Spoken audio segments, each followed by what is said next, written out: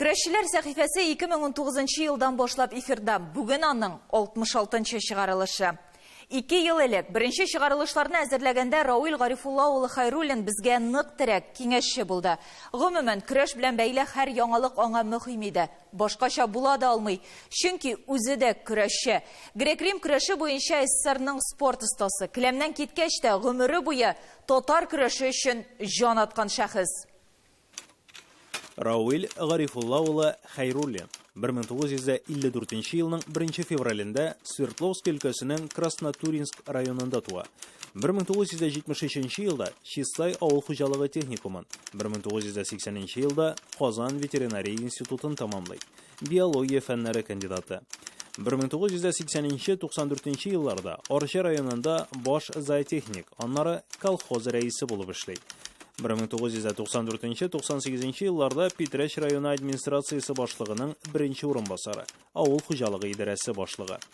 1998-2005 елларда Татарстан Республикасының Балык Бистәсе районы администрациясе җитәкчесе, икенче чакырылыш Татарстан Республикасы Дәүләт Советы депутаты. Россиянең һәм Татарстан Республикасының атказанган авыл хуҗалыгы хезмәткәре. Татарстан Республикасының фидакар хезмәте өчен медале иясе. Татарстан көрәш федерациясының 19-нчы санлы алтын билге иясе. 2010-2021 елларда Татарстан көрәш федерациясының башкарма директоры вазифасын үтәде. Рауил Хайруллин тормышның төбеннән күтәрелгән шәхес. Свердлов өлкәсендә туса да әтисе вафат булгач бала чагы әнисенең туган ягы Татарстанның Саба районы Кырсабаш авылында уза. Героебыз әбисе һәм бабасы тәрбиясендә үсә. Кечкенәдән спорт белән кызыксына, бигрәк тә көрәш, хоккей, чаңгы спортын үзитә. Сүз уңаенда бабасы шушы авылның берничә тапкыр баш батыры булып танылган.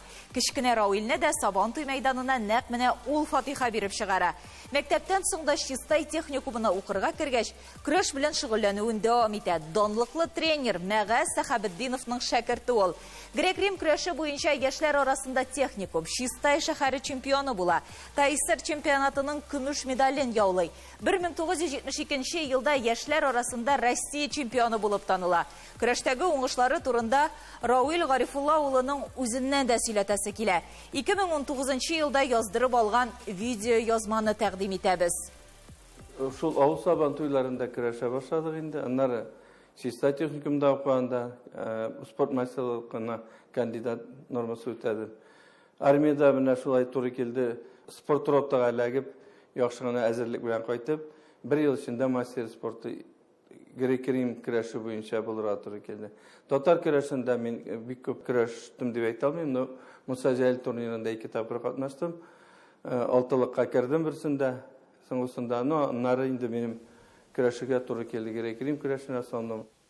Югары уку йортында белем алган дәвердә грек-рим көрәше буенча 3 тапкыр Татарстан чемпионы. 1977 елда авыл спортчылары арасында РСФСР чемпионы булып таныла. Казан дәүләт ветеринария институтын тәмамлап диплом алганнан соң Рауил Гарифулла улы Арча якларына юллана. Зоотехник, партия инструкторы, колхоз рәисе вазифаларын башкара. Келәмдәге уңышларын һөнәри хезмәтендә дә кабатлый. Рауил Гарифулла улы җитәкләгән Азин исемендәге колхоз икътисади күрсәткечләр буенча 56 колхоз арасында районда 2нче урынга чыга. Югары нәтиҗәләр өчен колхоз КАМАЗ машинасы белән бүләкләнә. Шушы чорда да ул көрәшне үстерүгә һәм көрәшчеләргә һәр вакыт шартлар тудырырга тырыша. Көрәш һәм авыл хуҗалыгы буенча уңышлы күрсәткечләре аның алдагы хезмәт юлында да дәвам итә. Питрәч районында Насян сельхоз управление булып эшләдем. Һәм шунда бөтен Питрәч көрәшчеләрен җыеп, Сафиуллиннардан да бар иде, Рөстәм Гыйниятовлар һәм башка көрәшчеләр. Без 95 елны Түбән Кама шәһәрендә Муса Җәлил турниры үткәрде. Шул турнирны оттык. Шуннан инде язмыш 98 елдан 2005 елга хәлле Балык Бистәсендә эшләргә язды. Район башлыгы булу. Һәм монда да команда туплап 2002 елны без республика буенча үткәрелә торган Мисселхоз ярышларында команда беренче урынны алды. 2010 елдан башлап Рауил Гарифулла улы Хайруллин Татарстанның көрәш федерациясе башкарма директоры вазифаларын башкарды. Татар көрәшен Россия республика күләм дәрәҗәдә үстерүгә зур өлешен кертте. Яшьләрне үстерде, ә өлкән буын пәһлеваннар шулай ук һәр вакыт күз угында иде.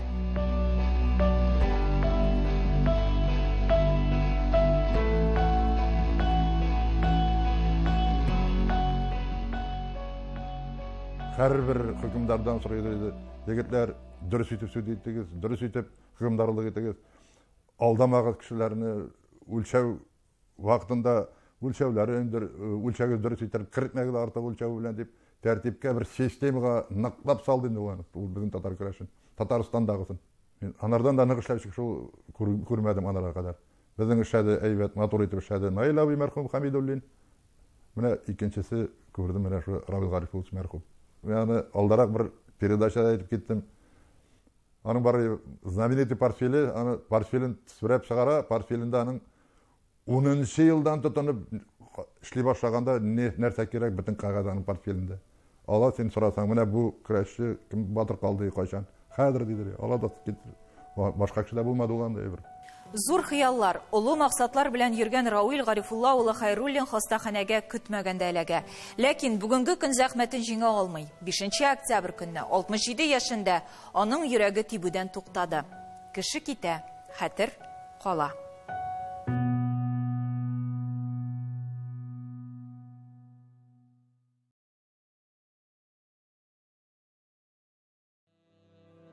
Бүгінгі менә шулар хөрмәтле тамашачыларыбыз. Без һәр вакытта сезнең белән элемтәдә төрле җирләрдә яшәүче халкыбыз тормышындагы вакыйгаларны сезгә җиткереп торабыз. Сез дә, хөрмәтле милләттәшләр, үз төбәгегездәге яңалыкларны безгә юллый аласыз. Адресыбыз экранда. Бергә булыйк. Сау булыгыз.